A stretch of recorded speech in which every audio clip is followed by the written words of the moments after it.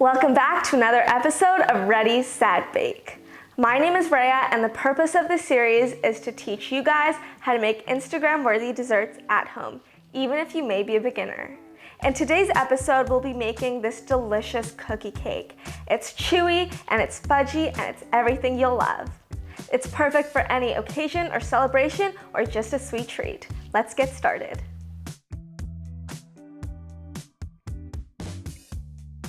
Here's what we'll need for our cookie cake base. I'm starting with some all-purpose flour, and I've already mixed in my baking soda and salt. I have some semi-sweet chocolate chips, some brown sugar, and a little bit of white sugar. I'm adding more brown sugar than white because I love the chewiness that the brown sugar provides because it has molasses in it. I have 1 egg and some vanilla extract. Here I have my brown butter. This was just on the stove. I finished cooking the butter. So what browning the butter does is it's evaporating all of those water molecules that are trapped in the butter and cooking up and kind of caramelizing those milk solids that are in there. And this gives us this amazingly rich, kind of nutty flavor in our cookie. And that's a great way to level up any of your desserts like cookies or brownies. And I love it paired with the brown sugar. So I'm just gonna pour in my brown butter into a large bowl that I have here. And you'll see when you pour it out, you'll have all of these milk solids stuck at the bottom. And those are what's giving the cookie its brown butter flavor. So we just wanna make sure to scrape all of those out into our bowl. Once all of our brown butter is in this bowl, we can go ahead and add our sugars. So first our brown sugars, and I'm gonna give that a bit of a whisk just to make sure there's no kind of huge clumps of brown sugar, because of the molasses, it can tend to clump up. And then our white sugar. Once all of it is mixed together and it's going to be like clumpy, there's gonna be a lot more sugar than butter in here, and then we can just crack in our egg.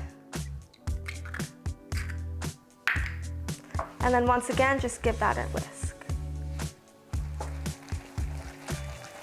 This recipe is super easy, it's very low effort, and it tastes super delicious. I myself am not a huge fan of cake, but one of my favorite desserts are cookies and brownies. They're something that I will never get sick of, so this cookie cake is perfect for me. Once it's all combined and you can see it's nice and smooth, I can go ahead and add my flour in. I'm just gonna switch to a spatula and fold the flour in because the batter will get significantly thicker. So I'm just folding in my flour into our mixture with the butter, sugar, and eggs. Just giving that a nice mix, and I'll add the vanilla too.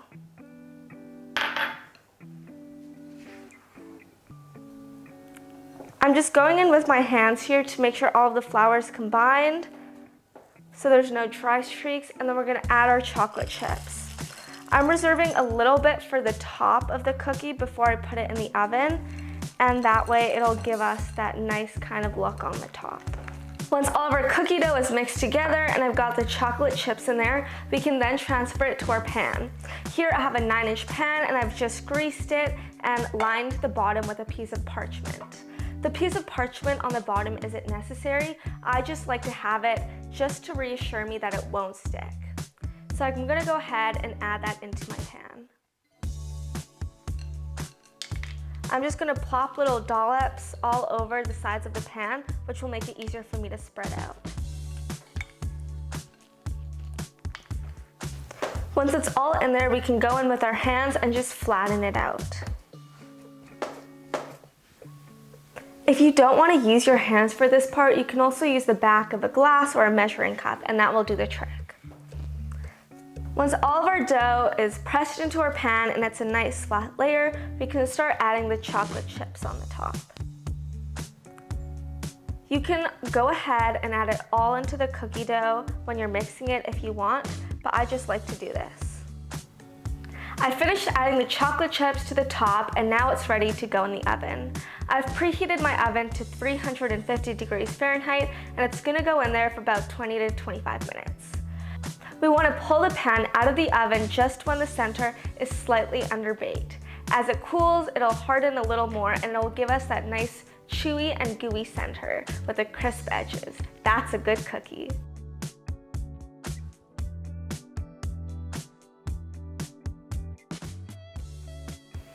My cookie cake is out of the oven and it's almost done cooling, so let's get started on the chocolate frosting.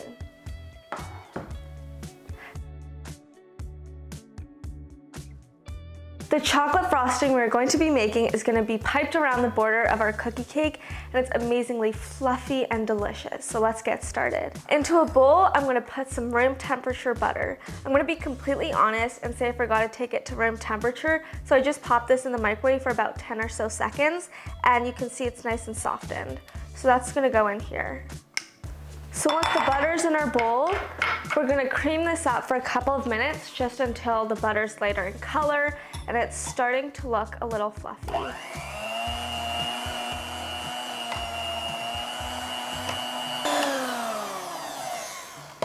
After our butter's been whipping for a couple minutes, it's now a lot fluffier and lighter in color, so now we can go ahead and add our powdered sugar. However, our powdered sugar has all of these little clumps in it, and it's not going to make a smooth frosting. So we're going to go ahead and sift this in. I'm going to put mine in 2 batches, just so that the powdered sugar doesn't create a huge cloud and kind of splash everywhere.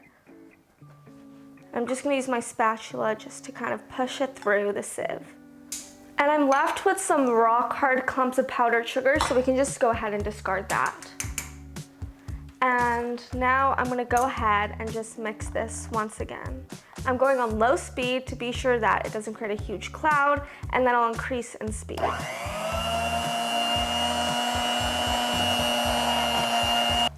It's mixed in, and now we can go ahead and add our second batch of powdered sugar. It may seem like we're adding a lot of powdered sugar, but when we add our bitter cocoa powder, it's going to balance the flavor out.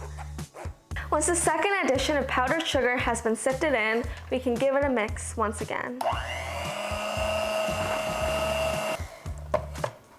It's all mixed in, and my frosting is a little thick, so I just have a bit of whipping cream here, and we're going to add a little bit in until we get to the consistency that we like. So I'm adding about a tablespoon in, and I'll mix it, and if it's still thick, I'll add more. It's better to add less at the beginning, just in case it's too runny, because once we get to that runny stage, there's no going back. It's still a little thick, so I'm going to go ahead and add another tablespoon. And I'm going to go ahead and give it another mix. So I'm at the perfect consistency now, and I know this because I can easily drag my spatula through the frosting, and if I lift it up and kind of hold it upside down, it holds its shape. So now, before I add the cocoa powder, I'm going to split it into a different bowl.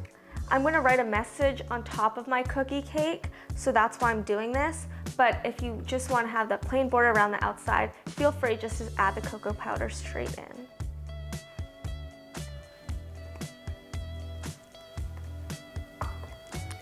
So I've put about half of my frosting, or a little less than half, into a separate bowl, and I'm going to go ahead and sift the cocoa powder in here. So I have my sieve, and I have my cocoa powder.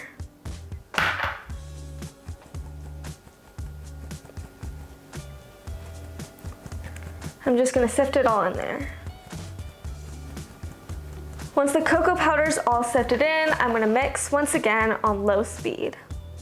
I finished mixing, and as you can see, because we added more dry in, my frosting is starting to thicken up again, so I'm going to add a little bit more cream and give it another mix. It's at the perfect consistency now, and once again I can check because it's gliding through my frosting really easily, but it's also holding its shape. Give that a little stir and just scrape down the sides. And you can see there are also quite a bit of air bubbles, so as I'm mixing, I'm kind of beating out a lot of the air that we incorporated into it, and that'll just make it so it looks better when we pipe it out. Once I have my 2 frostings, I'm going to go ahead and add some pink food coloring into my white. I'm just going to start with a drop because I'm using gel food coloring and it's a lot more concentrated. And I'm just going to give this a mix. And once again, I'm trying to take out as many air bubbles as I can. And I'm really happy with that shade of pink. It's super vibrant. Pink is one of my favorite colors, so it's perfect. So once I've mixed it through, I've gotten some of the air bubbles out and I'm happy with my color. We can then transfer both of them into piping bags. My chocolate frosting is going in a piping bag fitted with a 1M tip. This is my favorite tip to use because you can do a wide variety of designs and patterns with it, and it's overall just a good size for everything. So I'm going to cut the tip of the bag off, just large enough to fit my piping tip in. Open it up, and I'm just folding the top edge down and opening it up with my hand, and then I can slip my piping tip in.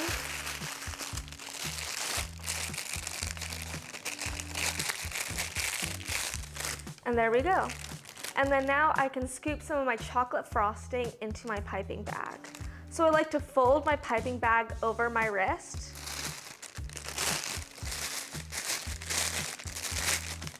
And that way I can hold it open, and when I scoop it in, I can push against my thumb to get any of that excess frosting out.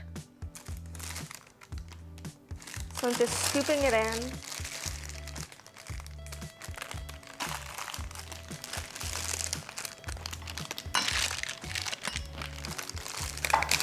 And once it's in, I can push all of that frosting on the top to the bottom where the tip is.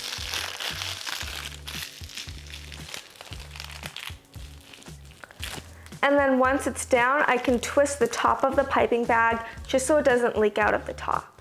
And I'm going to do the same with the pink frosting, except I'm going to put the pink frosting in a piping bag fitted with a small round tip.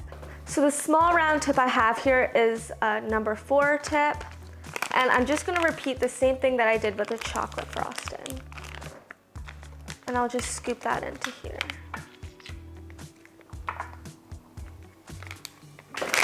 And then push it down. And then we're ready to start decorating our cookie cake. So now that my cookie cake has fully cooled, I can now take it out of the pan and transfer it onto a cake stand or any fancy plate that you may have. So I'm going around with a spatula, a metal spatula, around the edges, just to loosen up the sides. And then we also put the parchment sheet at the bottom. So once the sides are loosened, I can go ahead and slightly invert it, and then I'll push it out. And we want to be very careful because the cookie is very fudgy. There we go. And that's our cookie cake. And now we can go ahead and decorate that with the frostings that we put in our piping bags. So here I've got my chocolate frosting, and I'm going to make little dollops all around the cake. So I'm just going to hold and apply some pressure and then kind of release it and bring it up. So the best way to hold a piping bag, or the way I hold it, is to hold it between my thumb and index, right at the base. And then I grab it and I twist it and bring the rest of my hand over. And my thumb rests on top of my index. And that's just the way that feels most comfortable for me, but there are so many different ways, and something different might feel better for you. So I'm just gonna take it and make a little swirl, and I just twisted the piping bag around a little bit to create this nice ruffle. And I'm gonna go around the whole border of the cake.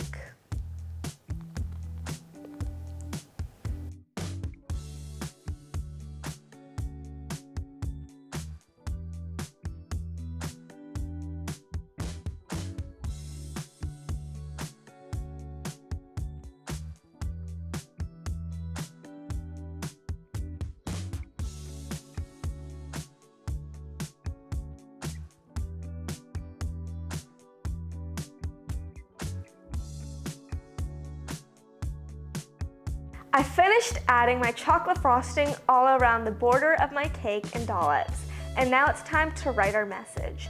So once again, I've got my pink frosting because it's my favorite color and a small round tip. I know a lot of people struggle with writing messages on cakes, and I did too for a long time until I found a helpful tip. While I'm writing the message, I'm going to use my index finger to kind of push the bag a little bit, and that's going to give me a lot of stability. So whenever you see me piping something, you'll usually see that I have my finger on the side of the bag, and that just helps me to control it. Because my hand is naturally very shaky, and that just helps me to stabilize it. Also, when I'm writing my message, I'm making sure to follow, my hands and wrists are following that motion. So I'm moving my arm a little bit and following through to make those loopy letters. I also find it really helpful to practice on a surface before I actually go on my cake. So here I just have a bench scraper, and I'm going to practice just writing on there.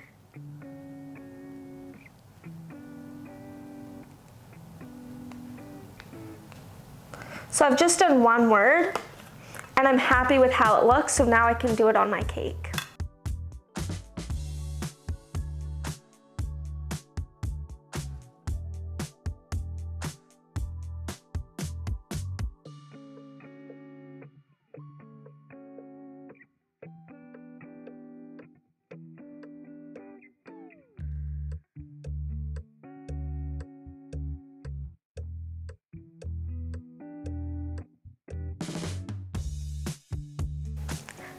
So I finished writing my message, and now we can add some sprinkles for extra decoration. I'm using just classic rainbow sprinkles here, and these are called jimmies. So I'm going to sprinkle it around the border where my chocolate dollops are.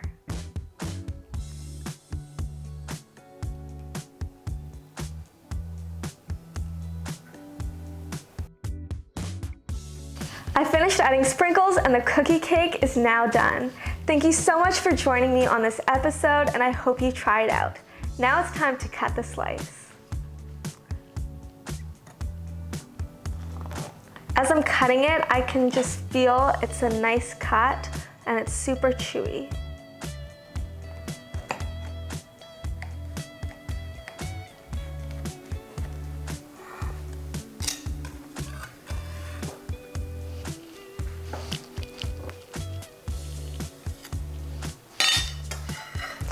Look at that slice. You can see that fudgy layer of cookie inside of there. I'm so excited to try this. I got a fork, and I'm going to grab some chocolate frosting on there too.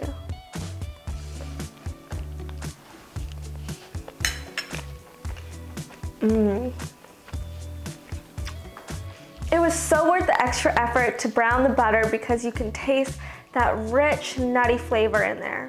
Thanks so much again for joining me on this episode, and I'll see you next time.